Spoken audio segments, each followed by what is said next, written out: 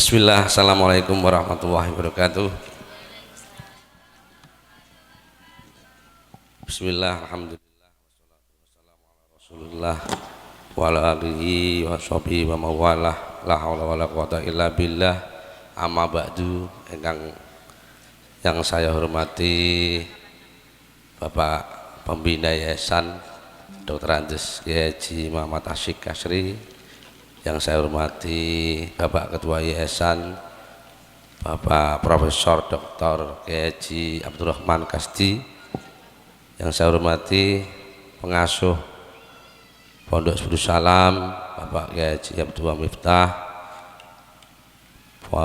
Pondok Darussalam Mijen, mungkin ada yang hadir.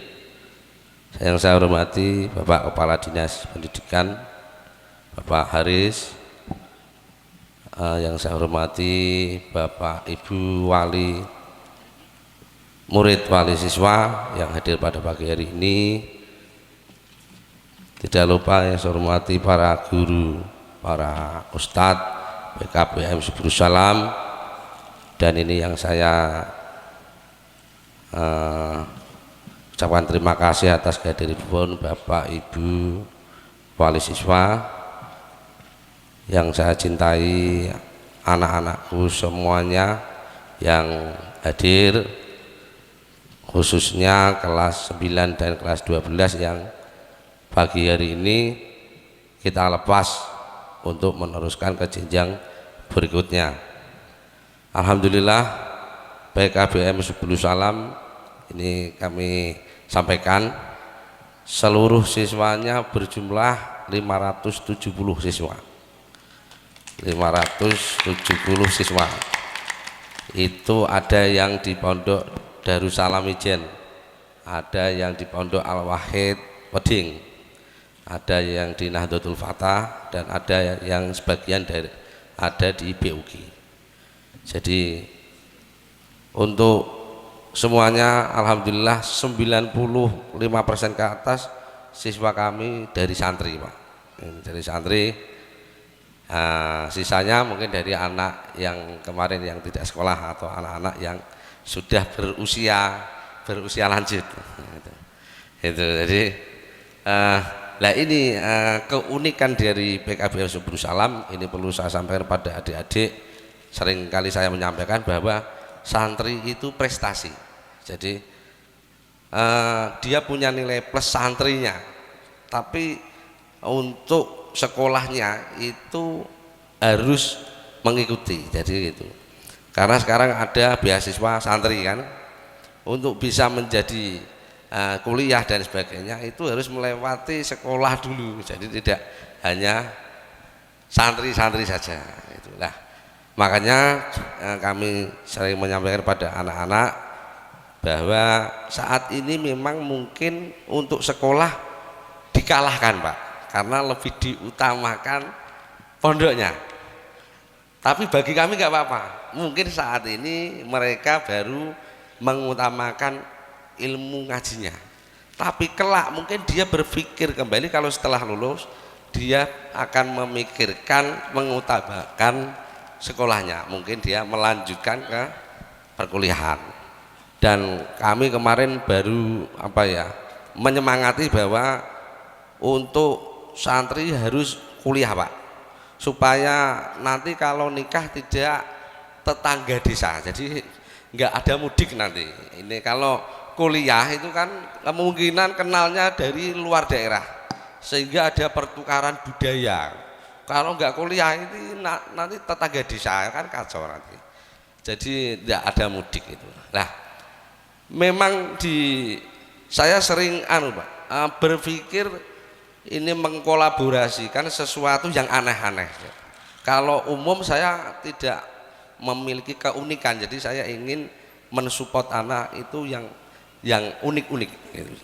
Di antaranya saya memasang ini dengan berhati besar ini. Sebenarnya ini pendidikan karakter dulu, Pak. Berhati besar itu kalau di sekolah formal, sekolah kita non formal itu dikenal dengan pendidikan karakter. Baru pengetahuan luas. Saya yakin ilmu yang kita berikan itu tidak serta-merta akan berguna ketika kelak mereka hidup di masyarakat. Karena ilmu itu berbeda dengan pengetahuan menurut saya. Jadi ketika kita mempunyai karakter yang baik, berhati besar, mulai tawadhu, lebih memaafkan, mudah bergaul dan sebagainya, akan mudah ketika di masyarakat mendapatkan transfer ilmu, yaitu transfer pengetahuan, berpengetahuan luas. Nah, maksud saya ketika anak-anak ini mempunyai karakter dan kemudian berpengetahuan luas, dia mudah beradaptasi menerima kondisi karena keadaan kehidupan itu tidak sama kan. Makanya dia harus bisa menerima itu dan bisa bertahan dalam segala kondisi. Kalau di dalam bahasa Inggrisnya mungkin out of the box tadi. Setelah berpengetahuan luas, dia harus kreatif.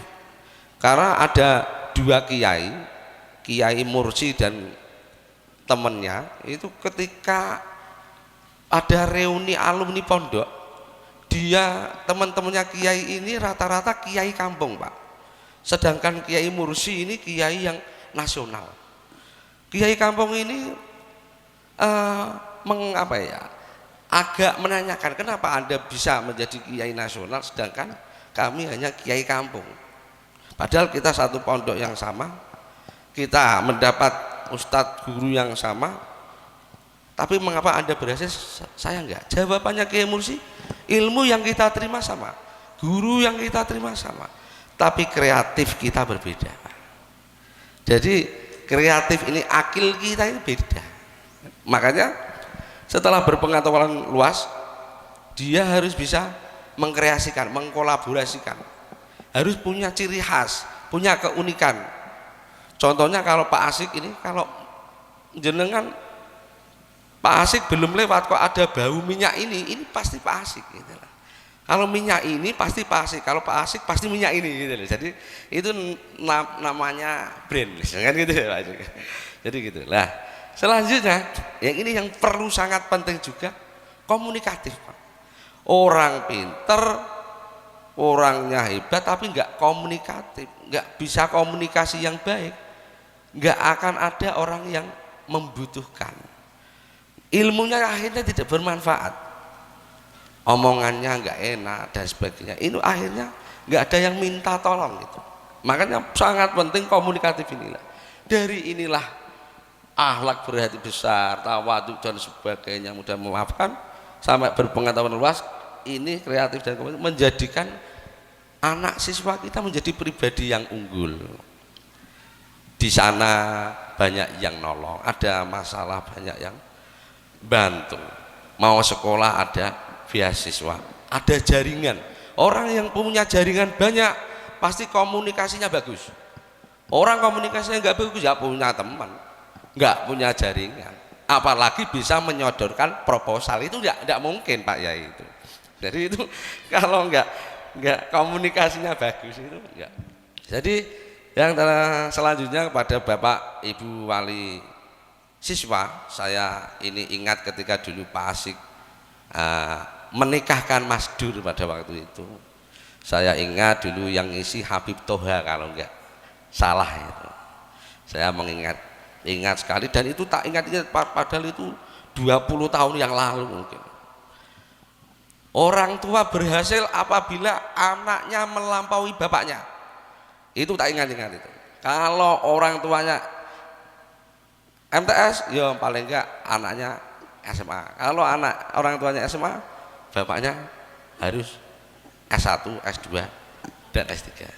Paling enggak anak siswa kami yang lulus harus mulai dari ngajinya, dari ilmunya, dari akhlaknya, harus bisa menjadikan cerminan untuk membanggakan orang tuanya, terutama kuliahnya. Jadi gitu. Jadi anak siswa ini kelas 12 kuliah enggak ini? Kuliah Pak. Nanti di Pak Dur sudah siap UIN Kudus apa Pak? IAIN Sunan Kudus. Nanti bisa. Kemarin ini mumpung ada pembina yayasan sama Mas Dur, kemarin saya mengusulkan untuk PKBM Senin sampai Kamis bisa dijadikan perkuliahan Mas Dur. Monggo dipilihkan universitas mana sehingga kita Demak bisa, santri terutama bisa kuliah di sini Senin sampai Kamis Mas. Setiap kelas kami sudah kasih proyektor Bapak, jadi pembelajaran sudah memakai proyektor kan itu. Jadi fasilitas kami kemarin sudah asesmen nasional, sudah 3 tahun ini dengan kecepatan internet 50 megabit. Jadi saya terima kasih, ini yang kami luluskan ini hanya 128, paket C 68, paket B 41, paket A 19, dan mohon maaf Pak Haris, ini yang kita sementara simbolisnya ini yang ikut wisuda hanya 41 karena sesuai surat edaran Mas Menteri kemarin tertanggal 23 Juni tidak boleh mewajibkan ikut wisuda. Karena jadi saya tidak bisa memaksa. Terima kasih atas kehadiran Bapak Pembina, Ketua Yayasan, dan para Bapak Kepala Dinas serta semuanya yang hadir. Saya mohon maaf dengan segala kekurangan saya. Insya Allah kami para guru semuanya akan berbenah diri terus untuk meningkatkan kualitas dengan mencari solusi-solusi yang terbaik. Terima kasih. Wassalamualaikum warahmatullahi wabarakatuh.